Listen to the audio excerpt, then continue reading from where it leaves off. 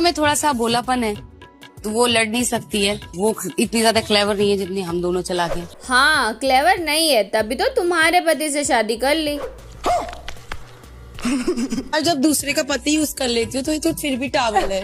अबे कैरेक्टरलेस होना भी फ्लेक्स करने लग गए हैं क्या लोग। मुंह बोला भाई हो सकता है, मुंह बोली बहन हो सकती है, तो मुंह बोला पति क्यों नहीं हो सकता? मुंह बोला ही नहीं, सिर्फ नाम का भी पति होता है बहन, अपना ही देख लो। हे पब्लिक की हाल चाल। आज हम बात करेंगे बिग बॉस में हुई रीसेंट कंट्रोवर्सी की, जिसमें अरमान मलिक ने विशाल को थप्पड़ मार दिया। नहीं अभी से ऐसे है, पहले ऐसे थी। मैंने उस वे में नहीं बोला था। तू तो बोलता नहीं है, तू तो बहुत दूध का दुल्हा है। आज मेरे घर वालों के लिए बोला, कल तेरे लिए बोलेगा। सही है, अब किसी को सुंदर बोलना तो क्राइम ही होता है। ये भगवान क्या जुल्म है। क्या बोला था तेरे कान में? मुझे इतना बता। तूने मेरे कान में गई थी, मुझे भाभी बहुत अच्छी लगती है। अच्छे लगते हैं। क्या कटा रहे हो भैया, बेस्ट फ्रेंड हो गए, सांप वाले काम काहे कर रहे हो बे। अब मेकअप तुमने ज्यादा अच्छे लगते हो भाभी, सही बोल रहा हूँ। बस अब अच्छे वे में बोल रहा हूँ, अच्छे वे में बोला मैंने। भैया मेरा मुंह से निकल गई। लगता है अरमान भैया इनसिक्योर हो गया है। अब क्या करें, इनकी 3 की तिकड़ी तो टूट ही गई है बिग बॉस में, क्या पता 2 की भी टूट जाए। और कृतिका को कोई और पसंद आ गया तो कल को मेरी और इनकी नहीं बनेगी, मैं भी अलग हो जाऊंगी। अगर मेरी नहीं बनेगी इनके साथ, मैं भी अलग हो जाऊंगी। ये भैया इस औरत के साथ फंस जाएंगे जिसको नॉमिनेट होने में और वोट आउट होने में फर्क ही नहीं पता। Could you believe that fact? No, fans ने मुझे वोट आउट नहीं किया है। मुझे वोटिंग बहुत अच्छी आई थी, पर जो नॉमिनेशन की वजह से मैं घर से बाहर आई हूँ। समझ नहीं आता दीदी समझदार होने की एक्टिंग कर रही है या नेचुरली बेवकूफ है। को लगता है बाहर वाले ने भी मे बी इसके लिए नाम लिया क्योंकि वो आपको एज थ्रेट देख रहे थे। हो भी सकता है, क्योंकि हम 3 लोग एक फैमिली से थे। लोगों को ऑलरेडी वहाँ पे ये था कि ये लोग 3 लोग हैं मिलके खेल रहे हैं, तो लोगों को थ्रेट तो था। हाँ थ्रेट तो है वहाँ पे तुम्हारे और अरमान के रिश्ते को। और इस बात को इतना मैग्नीफाई करने के पीछे एक ही औरत का हाथ है, ये चंद चाची। इसको बर्दाश्त ही नहीं हुई कृतिका की तारीफ। क्या करे, ना घर में पति ने नोटिस किया, ना बिग बॉस में ऑडियंस ने। Emotional damn it. बहुत अच्छी लगती है मुझे। सेंटेंस ये था, सुंदर नहीं था। भाभी बहुत अच्छी लगती है मुझे। फिर क्या फूट गए सूजे हुए ज्वालामुखी का गुस्सा। और हर बार की तरह इस बार भी बिग बॉस ने वही किया जो वो करते आए हैं, बायस्ड होना। क्योंकि इंसाफ तो तुमसे ना हो पाएगा।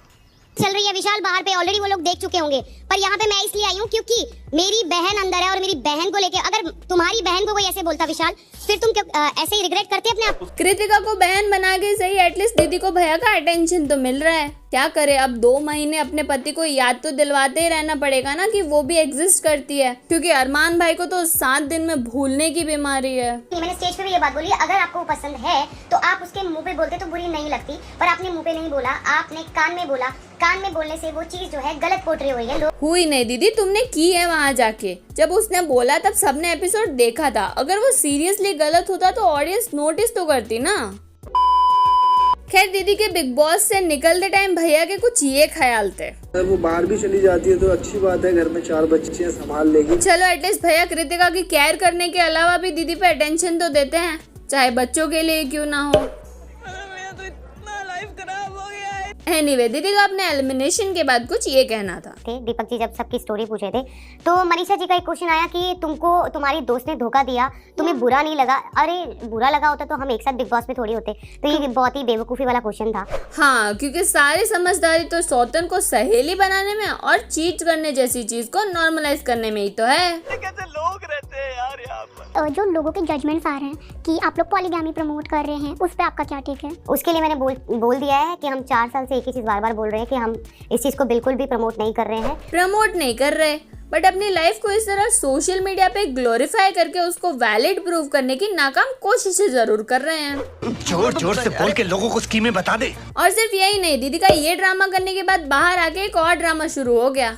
मुझे सिर्फ आप लोग इतना बता दो, अगर अपनी फैमिली का स्टैंड लेना गलत है तो ठीक है, मैं आगे से स्टैंड ले लूंगी मेरी फैमिली के लिए। मुझे गलत लगा कि वो गोलू के लिए ऐसे बोला तो मैंने वहाँ पे जाके बोल दिया। कौन बोला सिंपैथी के लिए रो रही है? अरे दीदी फैमिली का स्टैंड लेना गलत नहीं है, बट तुम क्लियरली सुन तो लेती कि हुआ क्या है। और इतना बड़ा इशू तो था भी नहीं जितना तुमने बना दिया था। क्या गलत किया? और साथ ही साथ मैंने शिवानी से सिर्फ जाके ये पूछा कि शिवानी हमने तेरी डिसरिस्पेक्ट कब करी, सिर्फ इतना बता दे, वो गलत था तो मुझे बोलो आप लोग। सही है दीदी, कैमरा पे रो के अपने आप को एक्सप्रेस करना वो अलग बात है, आंसू एक भी नहीं आया है। पता नहीं दीदी पोच क्या रही है कब से, और रोते रोते किसको व्लॉग करना सूझता है भाई। आप लोग इतना हिट दे रहे हो मुझे समझ नहीं आ रहा। अगर आपकी फैमिली के लिए कोई बोलेगा तो क्या आप स्टैंड नहीं लोगे? मेरी गलती क्या है, मुझे सिर्फ इतना बता दो। ऑडियंस हेट देके बता ही तो रही है कि कहाँ गलत हो तुम, फिर ये सिंपैथी क्राइज क्यों दीदी? पर मेरे को पता है मैं कहीं गलत नहीं हूँ, मैं इतनी सारी जिम्मेदारी के बाद भी मैं सब कुछ कर रही हूँ, पर फिर भी लोगों को लग रहा है कि इसको बाहर निकाल दिया तो पागल हो गई है। नहीं पागल नहीं दीदी, तुम बौखला गई हो। मेरे को इतना ही बुरा लगता बाहर आने का तो मैं नेजी भाई के लिए भी बोल सकती थी, साई के लिए भी बोल सकती थी, पर मैंने उन लोगों के लिए नहीं बोला, घर में किसी और परिवार के लिए नहीं बोला। ठीक है, आज मुझे लगा कि नहीं विशाल की इंटेंशन खराब है, इसलिए मैंने स्टेज पे जाके बोला मैंने क्या गलती कर दी। क्या दीदी तुम तो बहुत ज्यादा ड्रामेबाज औरत निकली, वहाँ जाके विशाल के शब्दों को तोड़ा मरोड़ा भी तुम नहीं, और अब रो के भी तुम ही सिंपैथी ले रही हो। बहुत सही ट्रेन किया है अरमान भाई ने। और फिर आया नेक्स्ट वीकेंड का वार, जिसमें विशाल की फैमिली को बुलाया गया। नमस्ते, कैसे हैं आप? जब यहाँ पे बात हुई थी ना तो कटारिया ने उसी टाइम बोला हाँ तूने बोला था हाँ। नहीं अरमान जी प्लीज मैं सॉरी मैं आपको मैं इंटरप्ट कर रहा हूँ, मुझे तो आपसे कुछ बात नहीं करनी भैया। और भैया की उस पे ये टिप्पणी थी, माता पिता हैं, उनकी रिस्पेक्ट है, चीजें हैं कि बेटा डिमोटिवेट ना हो तो वो बोल के चले गए। हाँ बस मैं तो ये समझता हूँ। इन्हीं जैसे लोगों के लिए बैल बुद्धि शब्द का इन्वेंशन किया गया है। Alright public, that's it for today. Video पसंद आए तो कमेंट करके बताओ, लाइक एंड सब्सक्राइब कर दो, शेयर करो ये वीडियो अपने दोस्तों के साथ। मैं मिलूंगी तुम्हें अपने नेक्स्ट वीडियो में, तब तक के लिए धन्यवाद।